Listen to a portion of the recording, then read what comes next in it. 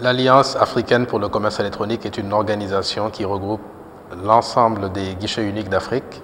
Nous sommes aujourd'hui sur 16 pays et qui a pour vocation de susciter le partage d'expériences et la construction de projets fédérateurs, intégrateurs entre nos différents guichets uniques.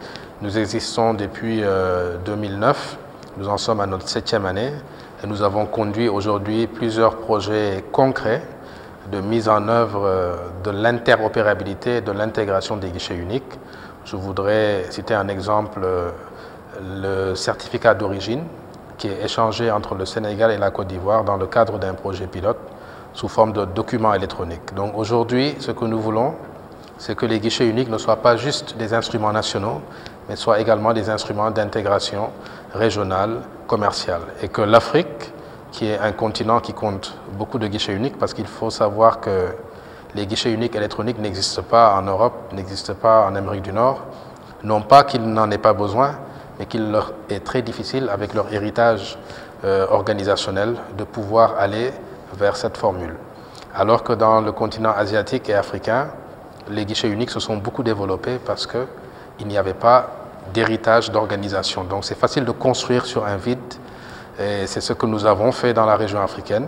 Mais nous ne devons pas seulement nous limiter à la construction, nous devons cibler la performance. Et c'est le but essentiel de notre alliance, c'est de prendre les meilleurs exemples dans chaque pays, dans chaque domaine, pour inciter chacun à être meilleur, à être performant, parce qu'il ne faut pas oublier qu'un guichet unique, c'est d'abord la réduction des délais et la réduction des coûts du commerce extérieur.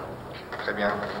Vous avez cité l'exemple que vous avez mis en place sur les certificats d'origine entre le Sénégal et la Côte d'Ivoire. Alors, est-ce que vous pouvez nous en dire un petit peu plus sur la façon dont ça s'est opéré? Et est-ce qu'au sein de l'UEMOA, vous allez tenter de dupliquer cette expérience entre des échanges bilatéraux, trilatéraux, voire multilatéraux? Tout à fait. J'étais la semaine dernière à Ouagadougou au siège de la commission de l'Union UEMOA.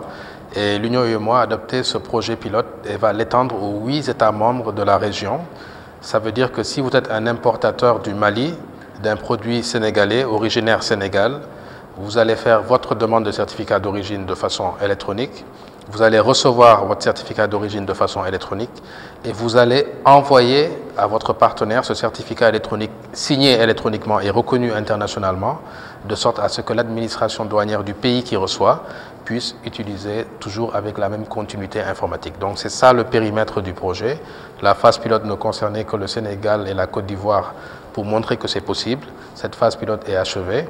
Et là, nous entrons dans la phase d'industrialisation et de généralisation à tous les États de l'UEMOA. C'est un exemple parmi tant d'autres, puisqu'il est concret, que j'ai tenu à souligner dans le cadre de cet échange.